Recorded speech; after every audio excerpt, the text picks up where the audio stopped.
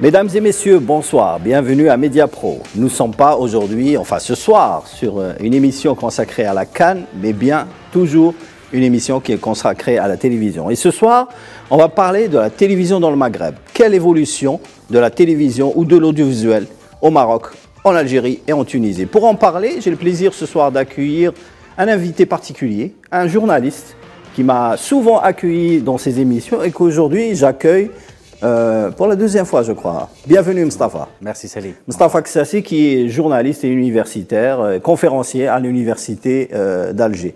Également, notre ami Reda Harirash, consultant de Al24 et en même temps spécialiste de la gestion des conflits. Toujours, je me dis, on va parler que des conflits. Ce soir, nous avons malheureusement pas la présence de Faisal Matawi qui nous a lâchés pour un événement à Taman al-Assad sur Yannayer. On va faire l'émission sans lui. On lui passe le bonjour de toute façon. Avant de commencer le débat, bien sûr, nous allons regarder ce VTR sur justement l'histoire du paysage audiovisuel algérien depuis les années 80 à ce jour, un sujet qui a été préparé par Amin Doutah. Après plus de 30 ans de parti unique et de télévision unique, l'Algérie a effectué des tentatives, comme tous les pays émergents, d'ouverture audiovisuelle. Si le pays a connu au début des années 90 une révolution démocratique et un pluralisme politique dans le monde des médias, l'audiovisuel en général et la télévision en particulier n'ont pas connu de grandes mutations. Et pourtant, l'Algérie a opéré plusieurs tentatives qui ont à chaque fois failli coûter cher aux différents gouvernements qui se sont succédés. C'est sous le gouvernement Hamrouche que l'Algérie connaîtra une certaine ouverture médiatique. Il avait installé à l'époque Abdoubé, un journaliste venu du monde du cinéma, en pleine montée du fils. Il avait autorisé l'introduction d'émissions politiques telles que Face à la presse, car pour les spécialistes audiovisuels avertis, une ouverture est d'abord et avant tout politique avant d'être artistique. Algérie 3 a officiellement vu le jour le 5 juillet 2001. Destiné essentiellement au monde arabe pour donner une image positive de l'Algérie. Après plusieurs années de terrorisme, la troisième chaîne de télévision est diffusée par le satellite Arabsat et permet de constituer un lien permanent entre la communauté algérienne à l'étranger, notamment dans le monde arabe, et le pays natal. Il fallait attendre le mois d'avril 2011 pour voir la naissance à 3 télévisions privées, Chourouk TV, Nahar TV et Al Jazeera TV, qui ont été autorisées plus de 2 ans après par le gouvernement à avoir une représentation à Alger et à travailler légalement sur le sol national. Cette autorisation administrative intervient alors que d'autres chaînes comme Hogar TV, Numidia News, l'Index TV, Vdzaïr TV ou encore Al-Bilad TV font leur apparition et travaillent dans des conditions presque clandestines. Au total, plus de 50 chaînes offshore ont été créées entre 2012 et 2022. Certaines ont été créées par des hommes d'affaires comme Vdzaïr TV, Numidia ou encore Al Jazeera One. Après la chute de ces oligarques, ces chaînes tout bonnement fermées. Aujourd'hui, le paysage audiovisuel algérien est représenté par presque une dizaine de télévisions publiques et seulement 6 ou 7 télévisions privées qui survivent. Voilà, après avoir regardé ce sujet, Mustafa Ksassi, quel bilan faites-vous du paysage audiovisuel depuis les années 90, date de l'ouverture du champ audiovisuel, pas au privé, mais disons au niveau du secteur public, et par la suite, au début des années 2000, où il y a eu l'apparition des chaînes privées comme Chourouk, An-Nahar et Jazairiya, dont vous faites partie, justement, on a vu une séquence, vous avez fait partie justement des noyaux des journalistes qui ont été lancés en 2012.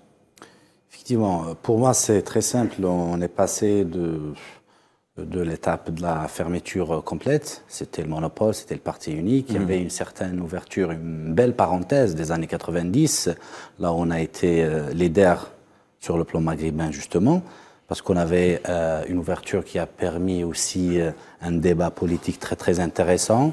On se rappelle bien qu'on avait des vidéos et des cassettes vendues au Maroc, en Tunisie, parce qu'il y avait des programmes de qualité à la télévision publique algérienne. Il y avait notamment la mise en valeur de quelques élites politiques et intellectuelles algériennes, donc on avait eu tout ça. Après, il y avait retour à la case départ, fermeture, partir des événements de ce qu'on appelait jadis les révolutions arabes, on a vu une certaine ouverture qui était bizarre, à mon avis. C'est une ouverture qui était avec des chaînes de droit étranger, mais de contenu et d'identité algérienne. C'est à travers, je pense, c'est à partir de 2011-2012 qu'on a commencé à Mais avant ça, en 2003, il y a eu l'apparition de Khalifa TV, également de Beurre TV. Ce n'est pas la même chose. Khalifa TV, c'était une chaîne, effectivement, avec un fonds financier algérien. Et de droit français. De droit français, diffusé à partir de Paris. Beurre TV, c'était une chaîne qui était installée dans le paysage audiovisuel français, destinée à communauté algérienne vivant en algérienne et maghrébine d'ailleurs en France. Donc moi je considère pas que c'est des chaînes algériennes. Nous quand on essaye de définir c'est quoi une chaîne algérienne. Le cas de Beurre TV et de Beurre TV, c'est des chaînes communautaires. C'est pas des chaînes généralistes à part entière. Effectivement. Donc quand on dit chaîne algérienne, peu importe l'endroit où elle diffuse, c'est vrai, mais il faut qu'il y ait une identité algérienne. Donc moi je considère que les chaînes algériennes, c'est le réseau des télévisions publiques algériennes qui sont de droit algérien, de contenu algérien et d'identité algérienne. Après, on peut en parler sur les défaillances, bien sûr, mais je parle aussi des chaînes qui ont commencé à diffuser à partir de 2012, qui avaient cette âme et identité algérienne, mais malheureusement n'avaient pas de loi algérienne. C'est pour cela qu'on a vécu et vu pas mal de dépassements. Reda Harirash, est-ce que vous pensez justement que l'ouverture de l'audiovisuel algérien doit passer par une capitale à l'étranger, par exemple Paris? Beaucoup pensent que pour avoir un temps libre, pour avoir plus de liberté de temps ou d'expression, on doit ouvrir à partir de Paris. Il faut déjà revenir aux conditions de naissance de ces chaînes-là, parce que si, comme ça a été indiqué dans le documentaire que nous venons de voir, l'ouverture des premières chaînes s'est faite en avril 2011. Ouais. Donc, juste après le début du printemps arabe. Ça correspondait quasiment avec le début du printemps arabe. En fait, ils ont commencé en février 2012. Les premières, Shourouk, Nahar, je pense, si je ne me trompe pas. Hein. Ouais, c'est ça. Oui, ça s'est fait un peu dans la précipitation. Pourquoi? Parce que tout simplement, il fallait mettre en place 2 ou 3 chaînes qui puissent éventuellement contrecarrer la chaîne qatari Al Jazeera, qui a participé activement donc, au printemps arabe. Et qui avait touché dans un premier temps les 3 pays d'Afrique du Nord, à savoir la Tunisie, l'Égypte et la Libye. Donc c'est ça qui a poussé les autorités publiques à vouloir libéraliser le champ audiovisuel entre guillemets, mais disons que cette libéralisation s'est faite dans un marécage de l'endroit. Parce que tout simplement, ces chaînes, on ne savait pas tout d'abord qui était nécessairement derrière eux, c'est-à-dire les conditions de leur création. Vous avez les ressources, quelles sont les ressources qui sont mobilisées, les raisons qui leur permettent aussi de bénéficier de la publicité, ainsi que le paiement des satellites. C'est un ensemble de choses qui indiquaient dès le départ que le droit n'était pas nécessairement respecté et c'était beaucoup plus des chaînes qui sont là pour répondre à un besoin médiatique important lié aux révolutions arabes. Pendant une décennie, Mustapha, beaucoup de politiques, de journalistes demandaient l'ouverture audiovisuelle pour le privé. Et beaucoup attendaient cette ouverture au niveau de la télévision algérienne, disons une ouverture politique. Par la suite, on a demandé à ce qu'on crée d'autres chaînes. Mais il y a eu ce qu'on appelle une ouverture inattendue. C'est-à-dire qu'aujourd'hui, un privé, il peut créer une chaîne à travers une location d'un satellite de l'étranger, essentiellement de la Jordanie ou du Bahreïn ou du Luxembourg, et il conçoit son contenu à partir d'Alger, il le lance sur Internet. Est-ce que la libéralisation technologique concernant la diffusion audiovisuelle a été, disons, une ouverture inattendue pour les chaînes privées, pour les privés notamment? Et effectivement, une ouverture inattendue, une ouverture qui n'a pas été bien pensée, bien réfléchie. Vous pensez ça? Bien sûr, bien sûr. Pourtant, ça a été planifié, c'est-à-dire qu'aujourd'hui... Sur le plan politique, oui, ça a été planifié, je suis d'accord, mais quand je dis ça n'a pas été pensé, c'est sur le plan managériel, organisationnel et des contenus. Je vous donne un exemple très simple. On ne peut même pas se permettre d'appeler ce qui a été en 2012 comme chaîne de TV. En fait, pour moi, c'est des programmes de télévision. Parce une chaîne de télévision, c'est un ensemble de programmes avec une cible précise, un management, une organisation et un contenu. Et d'ailleurs, on devait essayer de comprendre c'est quoi comme chaîne qu'on avait. Est-ce qu'on avait des chaînes généralistes, semi-généralistes, thématiques ou à contenu bien précis. On avait des chaînes hybrides, à mon avis. Ça veut dire on avait une chaîne qui a commencé à faire de l'information tout court. Après, on se retrouvait au mois de Ramadan avec des sketchs. Ça ne se fait pas sur le plan d'organisation et des contenus, on n'avait pas ça. On avait aussi, c'est une caractéristique un peu problématique, on avait des gens qui étaient des acteurs dans la presse écrite, notamment des journalistes. Des journalistes, oui. Qui ont commencé l'aventure télévisuelle sans avoir à connaître les ABC de la télévision. On n'était pas devant des vrais professionnels de la télévision. Ça, c'était aussi un problème, une autre problématique. À partir de la deuxième étape, on a vu et vécu le début des chaînes qui appartenaient à des oligarques, à des patrons d'entreprises. Donc on était dans le process de chaînes privées créées par des journalistes de la presse écrite, de 1, et de 2, chaînes privées créées par des hommes d'affaires et des investisseurs. Dans les deux cas, on n'avait pas la chose la plus importante pour avoir un paysage intéressant, à savoir des vrais professionnels. Alors, je vais être franc avec vous, ou direct si on veut. Vous avez commencé votre carrière audiovisuelle à la télévision publique et vous avez participé au lancement de Al Jazeera TV. En 2012, vous avez été le présentateur vedette du JT. D'après vous, l'expérience Al Jazeera TV, est-ce que c'est une expérience de télévision généraliste réussie? Parce que vous aviez un JT, vous aviez des émissions de divertissement, vous aviez de la musique, vous aviez des documentaires. C'est-à-dire, vous avez essayé de faire une grille. Et tout ça, je me souviens, c'était dans un appartement au Télémili où vous concevez tous les programmes. Et puis, pendant le Ramadan, vous avez lancé un programme qui a fait le buzz et qui a fait le succès de la chaîne, c'était Jordan Gosto.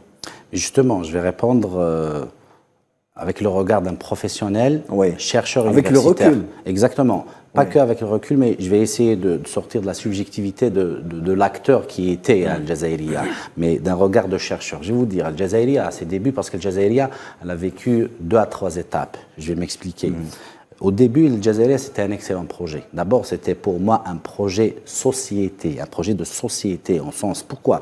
Parce qu'on était dans une vraie petite chaîne généraliste, tout à fait, oui, algérienne, de sens, d'authenticité. Tout à fait. Et il y avait un certain professionnalisme, il fallait le dire.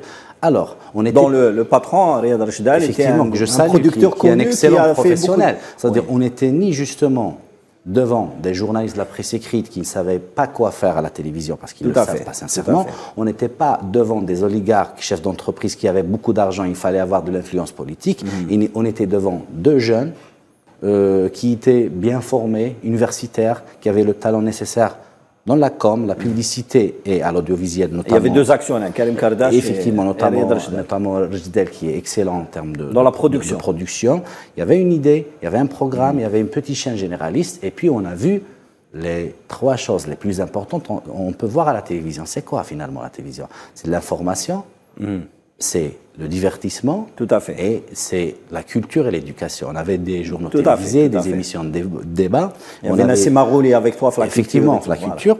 On avait une très très bonne offre de divertissement algérienne. C'est-à-dire on n'était ni orientaliste ni occidentaliste. On était juste de l'algérien. Et c'est ça. Quand on réfléchit, Salim Agar, à créer un paysage audiovisuel en Algérie. Il faut réfléchir algérien, il faut créer un imaginaire algérien. On en a marre d'être guidé par un imaginaire moyen orientaliste ou occidental. Parce qu'on doit donner à des Algériens des moyens de réflexion à l'algérienne. Deuxième étape maintenant, et c'est ça qui me rend un peu furieux entre guillemets, c'est que dès qu'on voit des gens en Algérie ramener de l'argent, on se dit tant mieux, on va essayer d'investir, d'avoir des programmes de qualité. Et puis non, on arrive à se retrouver avec des chaînes de propagande, on s'éloigne du professionnalisme, on gère des petits intérêts comme ça étroits, Et puis le résultat, vous le connaissez tous. Ouais. Reda, d'après vous, est-ce que le paysage audiovisuel algérien a connu une mutation ou une régression? C'est difficile de trancher parce que tout simplement, dans la mutation, il peut y avoir une phase de régression. Ouais. Vu que c'est bien joué. Hein, voilà. C'est de l'ordre de la philosophie. C'est de la philosophie, voilà, exactement.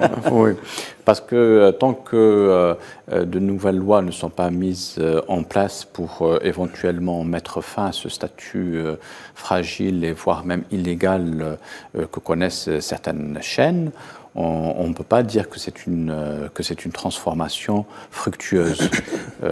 Par exemple, il faut clarifier la question de la publicité pour les chaînes, la question de la représentation aussi qui est accordée à ces chaînes-là, la carte professionnelle, ainsi qu'un rôle plus actif de l'autorité de régulation, qui pourrait quand même apparaître beaucoup plus, je dirais, positif qu'elle ne l'est pour le moment. Peut-être que c'est une autorité qui est encore jeune, hein.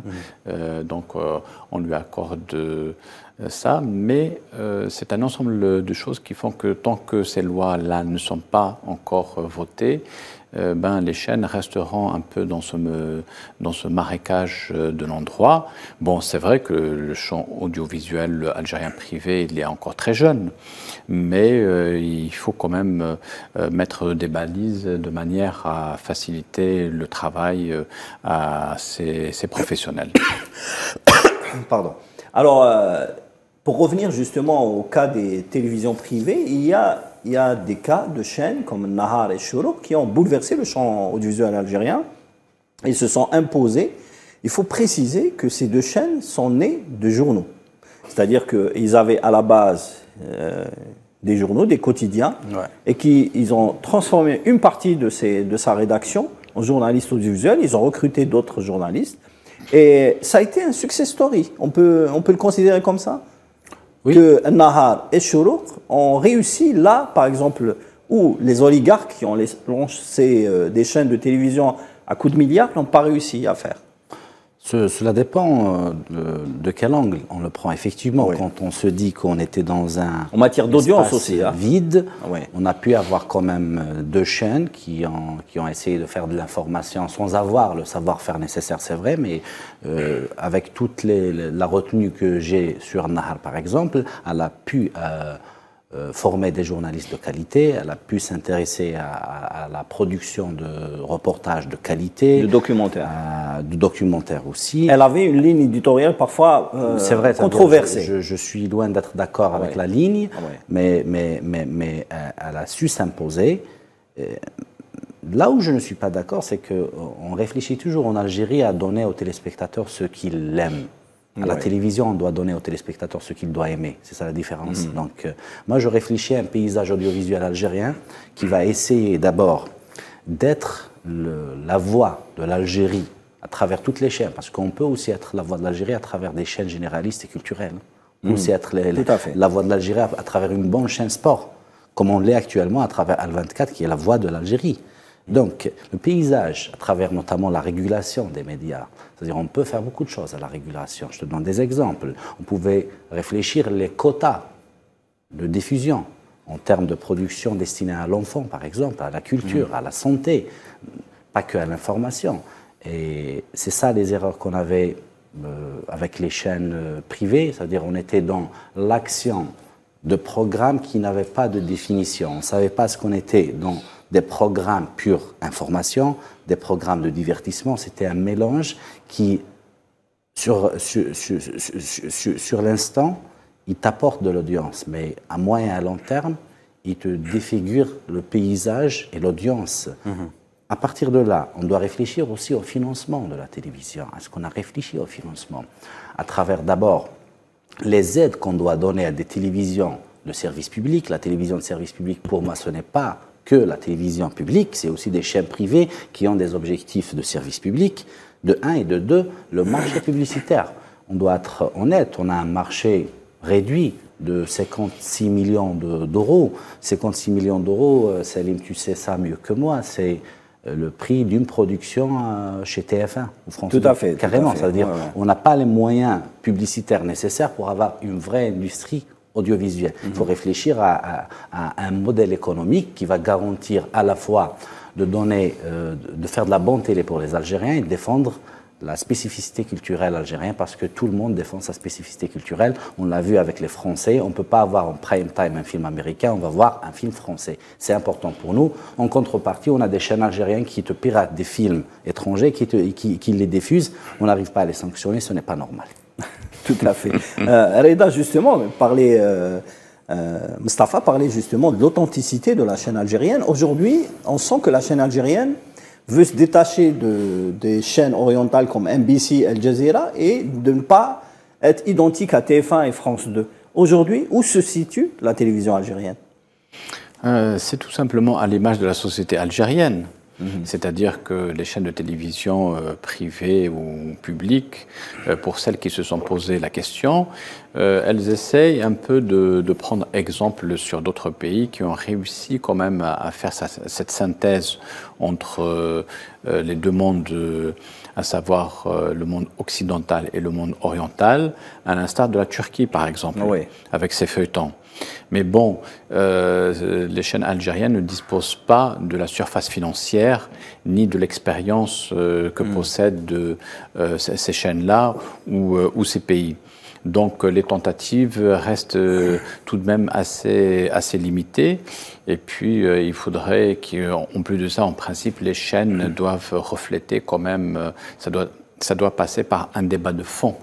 Un débat de fond pour savoir précisément qu'est-ce qu'on veut mettre en avant et quelle est cette synthèse que nous pourrions mettre en avant, puisque l'Algérie c'est un pays méditerranéen et que l'Algérie pourrait jouer un rôle tout à fait pionnier à l'échelle de l'Afrique du Nord pour, par exemple, fabriquer, pourquoi pas, des émissions de télévision, voire même des films qui sont tout à fait novateurs et qui viendraient apporter un plus, même à l'échelle, par exemple, du cinéma international. Mais pour ça, il faudrait d'abord qu'au niveau de la société algérienne, ils puissent, par exemple, se réapproprier leur propre patrimoine culturel pleinement, à travers notamment certains personnages comme ça peut être Massinissa, Sifax, ou d'autres qui sont beaucoup plus récents comme l'émir Abdelkader, ou voire même l'Habib Ben Mehdi. Mais il faut qu'ils le fassent sereinement dans un premier temps. Justement, pour clore justement le dossier du paysage audiovisuel algérien, est-ce que vous pensez que, par exemple, les Égyptiens qui ont dominé un petit peu le monde arabe avec leur Mousselsalat, les Turcs qui ont dominé le Moyen-Orient avec leur feuilleton romantique, et la même chose pour les pays d'Amérique latine avec leur soap opéra, etc. Nous n'avons pas de production ou de produits à vendre à l'extérieur. Oui. On ne peut pas l'avoir parce que... On ne peut pas vendre de l'info et on ne peut pas vendre de la production fiction. On ne peut rien vendre, tout simplement parce qu'on est sorti de l'obligation d'avoir une réflexion globale sur l'industrie culturelle et audiovisuelle, et on se limite à parler de nombre de chaînes qu'on a et de télévision qu'on a. Je vous rappelle que dans les souhaits du président de la République, il y avait un axe très, très important, c'était celui des industries cinématographiques. Ça veut dire, tu as un homme politique, un président qui te dit « j'ai la vision ». J'ai la vision pour avoir une industrie culturelle et audiovisuelle. Elle doit suivre avec quelque chose, elle doit suivre avec l'action. L'action, c'est quoi? C'est comment essayer de traduire cette vision à travers la création, justement, d'une industrie audiovisuelle et culturelle. Parce que pour moi, la culture et la communication, c'est le même secteur, avec les mêmes objectifs. À partir de là, on doit réfléchir à la régulation, à l'organisation, au côté juridique pour la création de toutes ces plateformes médiatiques, de un, au financement, parce que quand on parle de financement, il faut réfléchir d'abord loi sur la publicité, il faut réfléchir loi sur l'audience, on doit en parler aussi, le secteur de l'audience, c'est très très important. Pour il y a la loi sur la formation qui va venir. Hein. Et la formation, et on va parler. Le secteur de la culture, Salim Agar, et de l'audiovisuel se résume à la technique, à l'esthétique et au contenu. La technique, il faut avoir cette maîtrise. On doit se poser la vraie question. Qu'en est-il de la formation? script chargé de prod, producteur, réalisateur, décorateur. Ces métiers-là, on ne les a pas. On essaye de piocher chez nos voisins, qui sont très proches, qui sont assez bien, mais on voudrait avoir un regard, parce que c'est des métiers d'esthétique aussi. On voudrait avoir un regard purement algérien, de un. Sur l'esthétique, on a le même problème, on n'a pas les moyens. Et sur le contenu, on n'a pas les moyens humains. On doit essayer de réfléchir à la formation. C'est les trois points importants. Un quatrième point, Salim Agar, parce que quand on parle d'audiovisuel actuellement, on ne doit pas oublier que l'audiovisuel maintenant, il vit et survit grâce au web. Ça veut dire qu'il y a une mutation. Il y a la libre circulation de l'information, c'est à travers le mariage qui a été effectué, qui a été un mariage entre l'informatique, les télécommunications et l'audiovisuel. Quand on prend Netflix, qui est une plateforme très intéressante, on voit la volonté des Français à travers Salto, de l'union entre TF1 et M6 et tout ça, c'était pour faire vivre aussi la production audiovisuelle et culturelle française. Tout à fait. Nous aussi, on doit réfléchir à ça. Donc, le web, c'est un deuxième marché. On en a parlé la dernière fois et on s'est dit qu'on est vraiment en retard. Effectivement. Moi, je ne suis pas pessimiste. Parce que, bien sûr.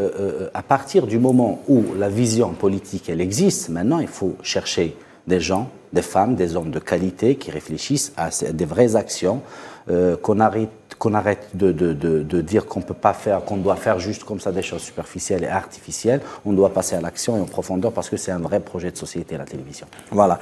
Merci Mustapha et Reda. On va faire une petite pause et on revient sur le cas de la Tunisie, nos voisins, et surtout sur le cas de Nesma TV qui a été un petit peu, qui avait investi beaucoup justement sur le Grand Maghreb.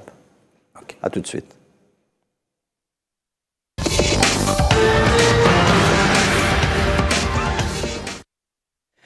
Voilà, alors pour parler de la Tunisie, je ne voulais pas m'éparpiller, parler de toutes les chaînes tunisiennes, il y a une douzaine de chaînes tunisiennes, je voulais m'arrêter sur le cas de Nesma TV. Pourquoi?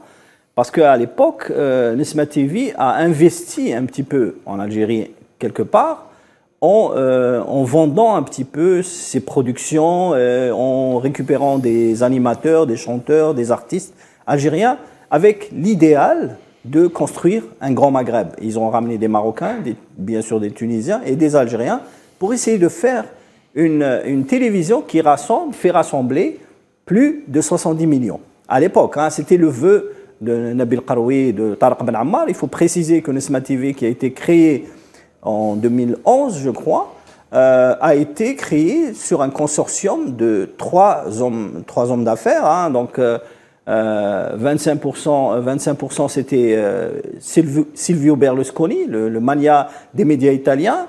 25% c'était Tariq Ben Ammar, aussi le producteur franco-tunisien spécialisé dans le cinéma et qui possède des laboratoires à Paris. Et enfin, les frères Karoui, Nabil et Razi Karoui, qui avaient l'agence de publicité Karoui & Karoui et qui avaient gagné beaucoup d'argent pour lancer cette chaîne Nesma TV qui avait démarré au Festival de Cannes, hein, pour préciser. Donc la naissance de Nesma TV a démarré sur un yacht dans une soirée bien arrosée à Cannes où on alliait le cinéma et la télévision. Et bien sûr, ce projet a fait grand bruit, a été lancé avec beaucoup de paillettes et de lumière et malheureusement par la suite il a connu plusieurs situations catastrophiques et plus maintenant, je pense que cette chaîne connaît des difficultés. Est-ce que vous pensez que Nesma TV est un exemple de télévision du Grand Maghreb?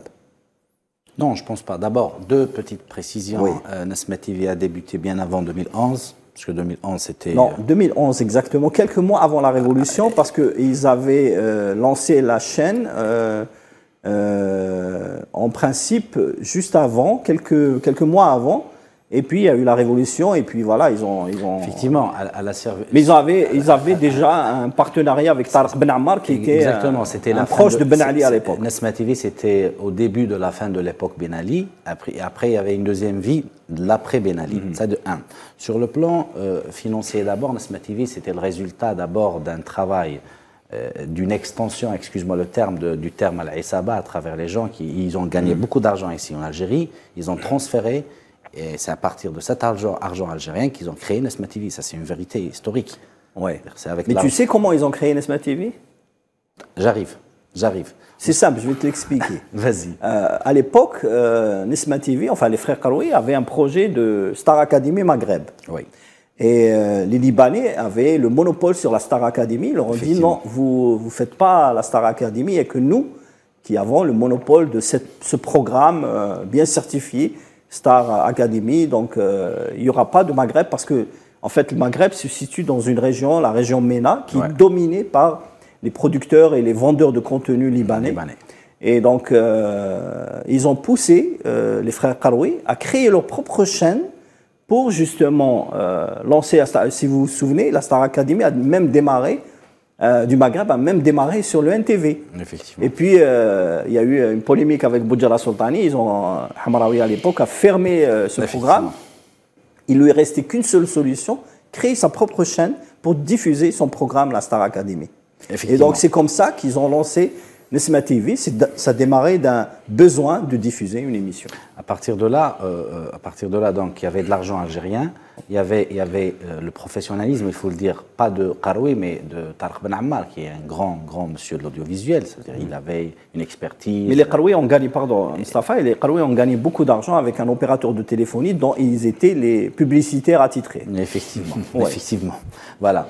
Et en ce qui concerne justement l'actionnariat de Berlusconi, moi je précise aussi que c'était Berlusconi est venu après, ça veut dire que c'était le troisième actionnaire qui est venu après, en sauveur entre guillemets, mais après il y avait des intérêts. Donc pour moi ce n'est pas un bon exemple, Nesma TV. Pour moi ce n'est pas un bon exemple, parce qu'un bon exemple, Nesma TV ce n'est pas une chaîne du Grand Maghreb. Nesma TV c'est une chaîne qui a débuté purement commerciale et qui a terminé purement propagandiste et au service de l'intérêt politique de Karoui.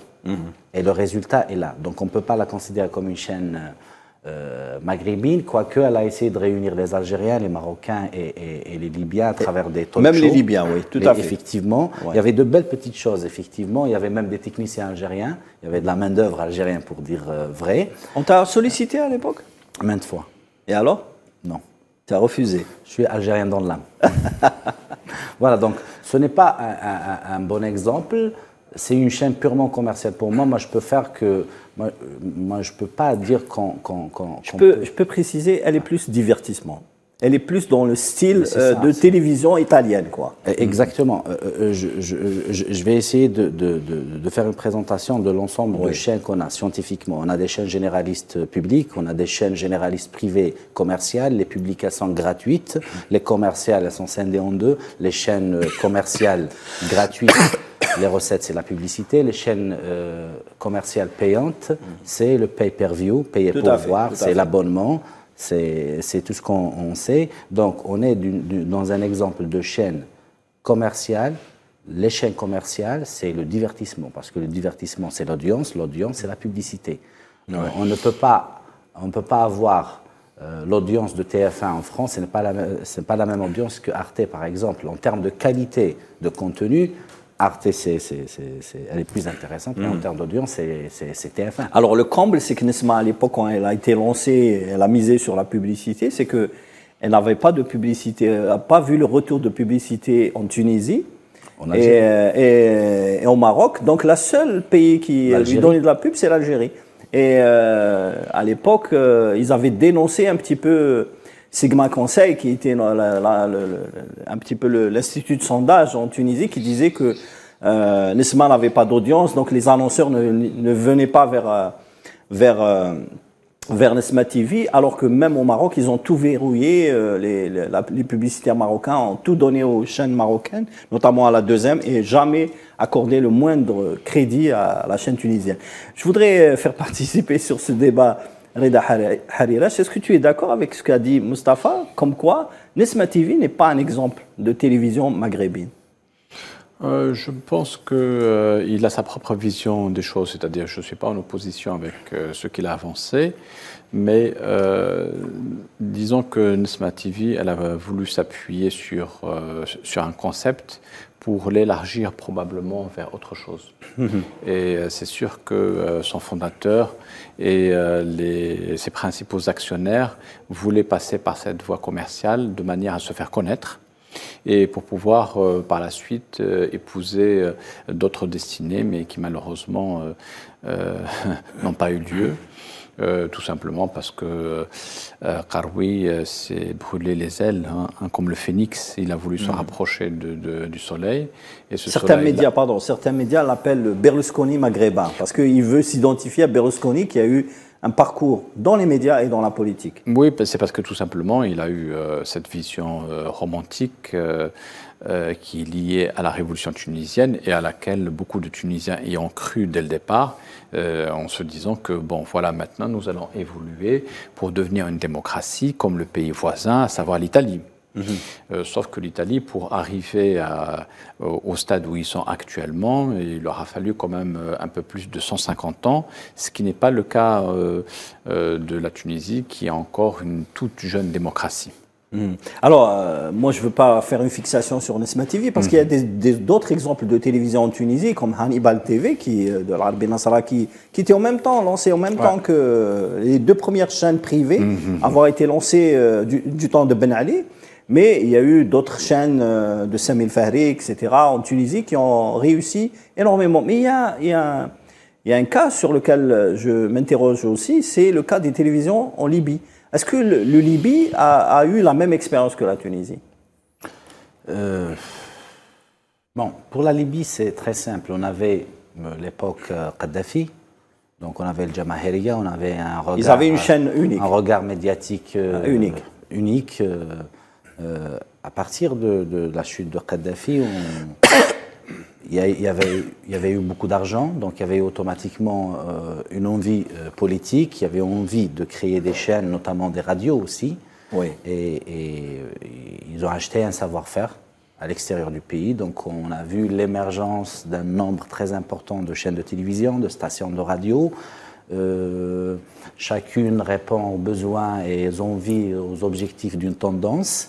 Donc c'était, en fait, pour moi, c'était des partis politiques qui se transformaient en chaînes de télévision pour défendre des intérêts et des positionnements, de un. Et de deux, il ne faut pas l'oublier aussi, il y avait un appui, une aide, un positionnement de la part des grands acteurs qui veulent jouer un jeu sur le plan géopolitique en Libye. Donc il y avait un positionnement de la part de quelques pays selon leur intérêt, leur positionnement, notamment ceux qui veulent avoir une vision un peu spécifique du Maghreb et de la Libye. Est-ce que vous connaissez un petit peu l'exemple du paysage audiovisuel libanais? Après la fin de la guerre civile, dans les années 80, il y a eu l'émergence de chaînes de télévision proches des factions des chiites, des chrétiens, des sunnites, etc. Est-ce que le cas de la Libye a été dans le même sillage? Est-ce que, par exemple, les factions libyennes ont créé leur propre chaîne de télévision? C'est presque la même chose. C'est presque la même chose. C'est des tendances, des objectifs politiques. Chacun crée son canal pour s'exprimer. Exactement. Finalement, c'est l'absence de l'État aussi au début. C'est l'absence de l'État. Il fallait avoir des positionnements politiques, donc il fallait avoir des armes, et l'arme, c'est la télévision. Oui, Reda? Oui, sauf que dans le cas du Liban quand même, étant donné que le conflit libanais il est beaucoup plus ancien que ce qui s'est passé en Libye, certaines chaînes libanaises ont quand même une audience internationale. Comme par exemple la chaîne Al-Manar. Al-Manar, voilà. Futur TV qui appartenait à Al-Hariri, qui a été fermé par la suite. Tout à fait. Donc je dirais que les chaînes libanaises... MTV qui appartient aux phalanges chrétiennes aussi. Exactement, et elles se sont carrément internationalisées, même si ça reste au niveau de la région du Proche-Orient. Mais en fait, bon... Donc c'est des chaînes régionales? C'est des chaînes régionales et internationales, puisque même en France, on les regarde. Même en France, on les regarde, puisqu'il y a des communautés. Il faut savoir que... Et la diaspora libanaise, elle est importante à l'extérieur. C'est important de préciser, c'est des chiffres qu'il faut donner pour bien schématiser tout ça. Les Libanais qui sont à l'extérieur sont beaucoup plus nombreux que dans leur pays. Le Liban, c'est un pays de 5 millions d'habitants, et on estime que la diaspora libanaise... plus de 17 millions. À peu près 20 millions, presque 20 millions. Oui, voilà, c'est ça, oui. Donc, et localisé... Dans une grande partie en Amérique latine. Et au Canada aussi. En grande partie en Amérique latine, et on a aussi d'importantes communautés en Afrique de l'Ouest, oui, oui, tout à fait. Dans la région de la CEDEAO. En Europe, en France principalement. Suisse, Belgique, les régions francophones. Et au Canada aussi. Et au Canada aussi, du côté du Québec. Donc, c'est différent quand même de ce point de vue-là du conflit libyen, parce que les chaînes libyennes sont regardées essentiellement en Libye, peut-être éventuellement dans les pays voisins frontaliers, Égypte, Tunisie, Algérie. Mais ça reste très localisé. Pourquoi? Parce que tout simplement, pour le moment, le conflit libyen, ça reste un conflit endogène, même s'il y a une implication internationale. Effectivement. À travers, il y a des acteurs étrangers. Oui, il y a des acteurs étrangers, mais ça n'a pas eu d'impact, un impact aussi important, par exemple, que la guerre du Liban. Ouais. Alors, après avoir fait le tour... Salim, je voudrais juste préciser par rapport aux chaînes libanaises. En fait, la vraie définition pour moi, c'est des chaînes communautaires à l'international. Parce que des vraies chaînes à l'international, c'est un autre concept. Tu es devant Fox News, devant CNN, c'est une autre approche. Voilà, après l'Algérie et la Tunisie, on va s'intéresser bien sûr au Maroc. Avant de commencer le débat, on va voir un reportage qui a été réalisé par Nabila Hussein. Au royaume marocain, la libéralisation audiovisuelle n'est pas effective. Elle a été pourtant annoncée en 2002. Dans les faits, l'État garde la main et les opérateurs privés se lancent en ligne ou depuis l'étranger. Le public, lui, se tourne vers la radio et les chaînes étrangères. Rachid Nini, célèbre journaliste proche du Makhzen, lance alors Télé Maroc. C'est le seul privé à tenter d'innover dans un paysage audiovisuel marocain très consensuel. Problème, impossible aujourd'hui d'œuvrer depuis le Maroc, où la libéralisation tarde à devenir effective. Si Nini a opté pour l'offshore et le satellite, Younes Boumehdi, fondateur et président directeur général de Hit Radio, a lui opté pour la toile, en lançant en 2016 Hit TV. Pour le moment, la chaîne propose surtout des clips musicaux, et ses journalistes sillonnent le pays de festival en festival pour constituer un stock d'interviews. Un bon moyen pour se roder. Et signifie à la AK, dont l'une des missions consiste à accompagner la libéralisation du paysage audiovisuel marocain, qu'il faudrait accélérer la procédure. Si les initiatives alternatives à la diffusion terrestre fleurissent, c'est que depuis la libéralisation formelle des ondes, une seule chaîne, Midi 1, de régime mixte mi-public mi-privé, a vu le jour en 2006. Pourtant, entre le mois de mai de cette dernière année et 2009, 2 vagues de licences ont été accordées pour le lancement de radios privées, mais la télévision, elle, est restée aux mains de l'État à travers la Société nationale de radiodiffusion et de télévision, SNRT. Deuxième, la chaîne leader au Maroc avec environ 30% de part d'audience via environ 80% de la publicité, ce qui la rend vulnérable politiquement. Le pôle public, certes, ne compte pas ses efforts pour faire face à la concurrence étrangère et pour répondre aux attentes des téléspectateurs qui zappent souvent de France 24 à Al Jazeera ou Al Arabiya TV5 Monde, accessible par satellite. Alors messieurs, au Maroc, contrairement à la Tunisie et à l'Algérie, il n'y a pas eu de libéralisation pour les chaînes privées. Pourquoi à votre avis, Mustafa? C'est simple, il y a une peur de l'image, une terrible peur de l'image. Pour la radio, c'est pas grave, mais la télévision, non. Après, au Maroc, c'est très simple. Il faut bien la résumer. Ça veut dire, tu as les télés qui appartiennent au roi, à travers la Société nationale d'investissement, à travers... ça veut dire c'est la comme la deuxième.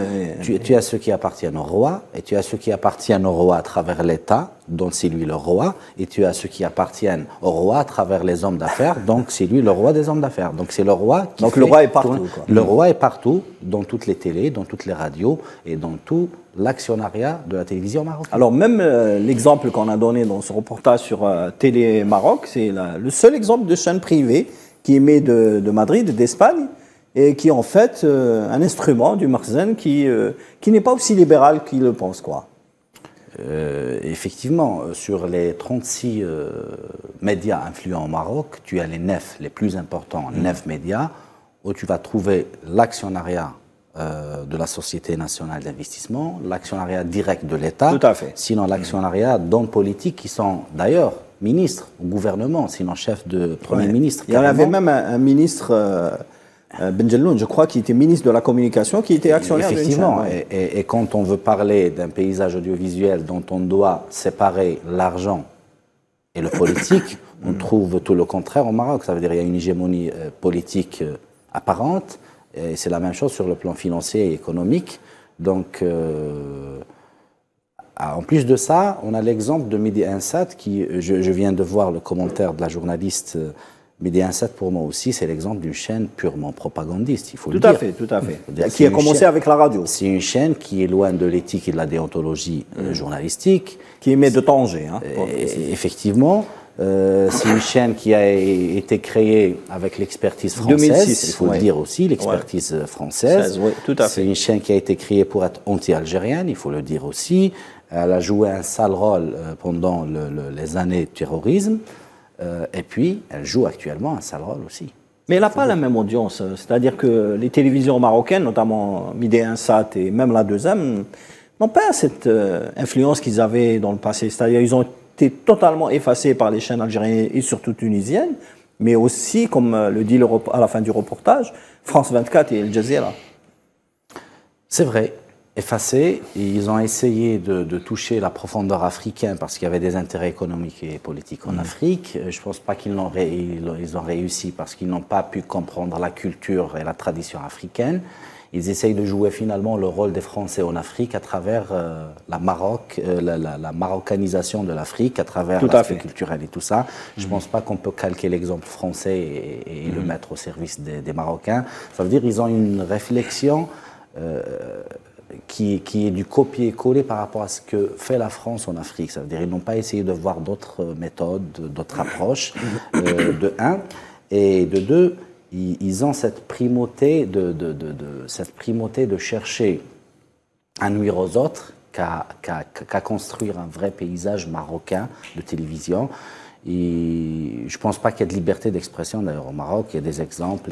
Oui, mais les derniers événements au Maroc n'ont pas été médiatisés par les télévisions marocaines. Hein. Pas du tout. C'est principalement les chaînes algériennes qui ont diffusé les manifestations de protestation contre la normalisation entre Israël et le Maroc.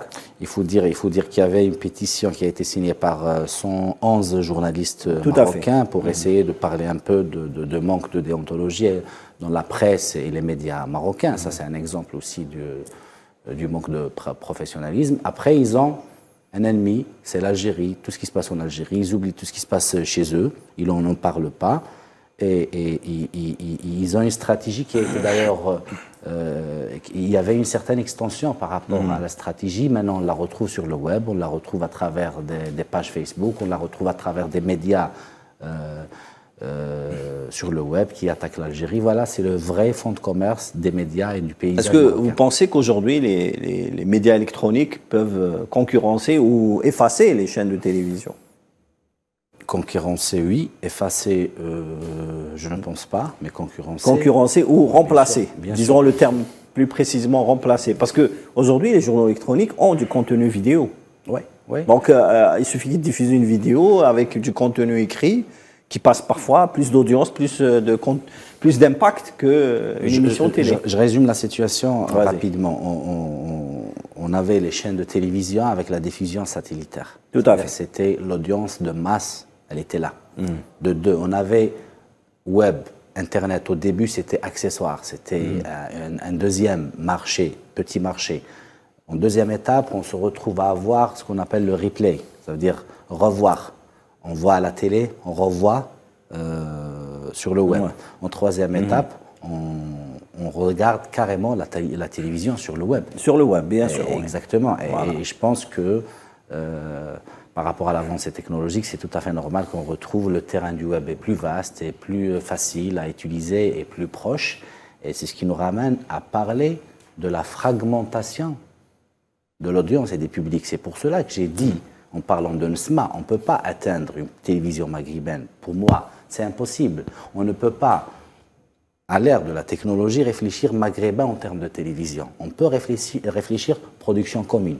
On peut réfléchir programme en coordination. Mais on ne peut pas réfléchir audience.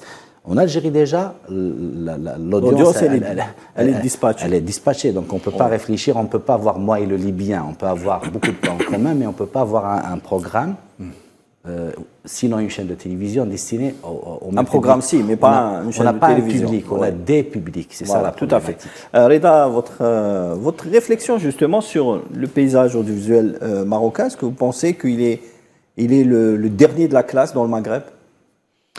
Moi, je dirais qu'ils ont suivi un autre chemin qui est propre tout simplement à la nature des institutions qui gouvernent ce pays-là.